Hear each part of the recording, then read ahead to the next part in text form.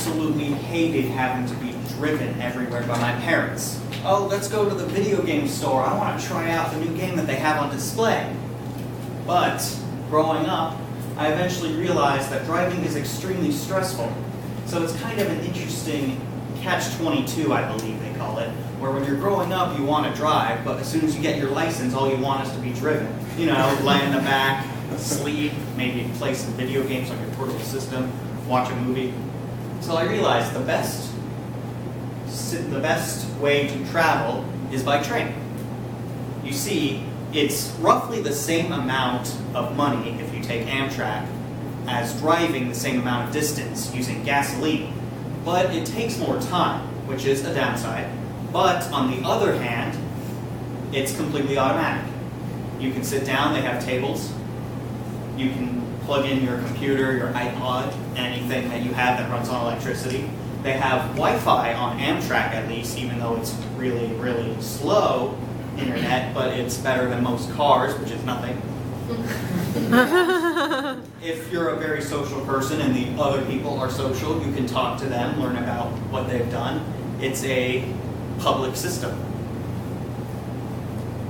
Because of that, I believe that trains are the best method to travel if you can actually get there, because trains are very limited.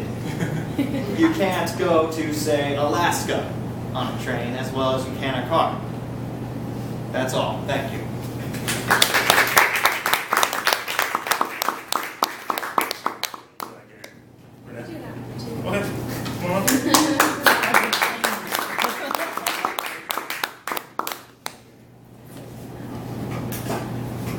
On the vacation that we went on this summer, we took every kind of transportation that exists, really.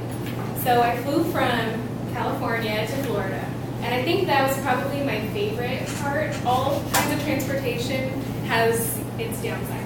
So of course, being in a plane, you're like so crunched in, and I took a red eye, so I'm trying to sleep. I like pulled the table down, and I'm sleeping like this for like, I don't know, 5 hours until I got to Atlanta or something.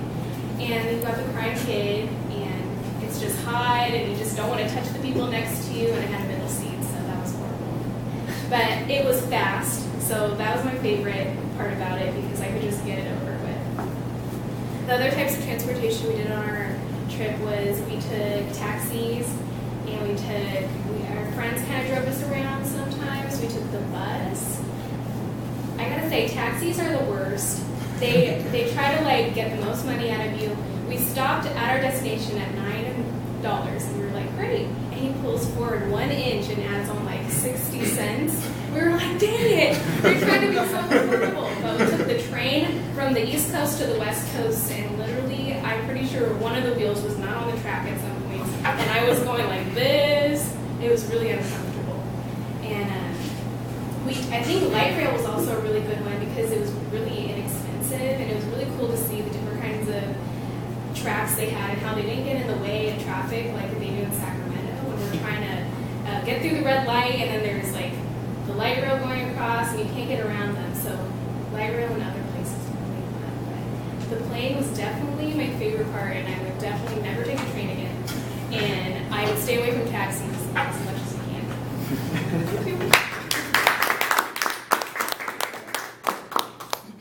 Yeah, I took a taxi in New York, and I feared for my life a few times there. They like cut people off, honk at people even though they were in the wrong, run red lights. It was like, dang, like praying the whole time to get there safely.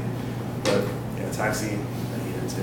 Why Did you actually do the one you actually asked? Okay, get on with here.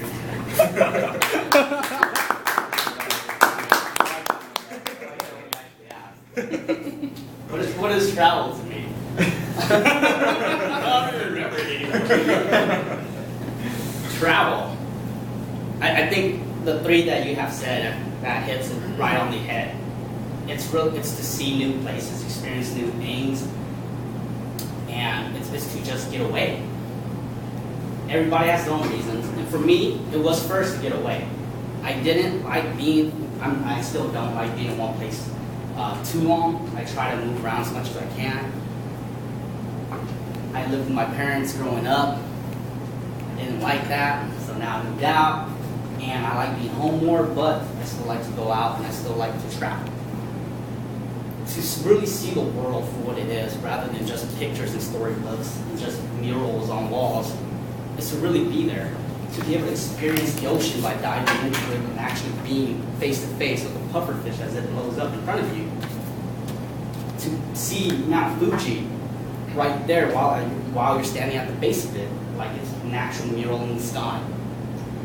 To see all of these things that you can only see it in books and pictures in person is one of the reasons why I want to travel, is really to experience the world. Because you never experience it unless you really see it in person. I'm jealous of those who've gone on a lot of trips and seen the world more than I have, and I hope to one day catch up with them. I want to see as much of the world as I can, and I know I want to go to the North and the South Pole, and the East and the West Pole. One day. But to travel, to me, is really to live. Thank you.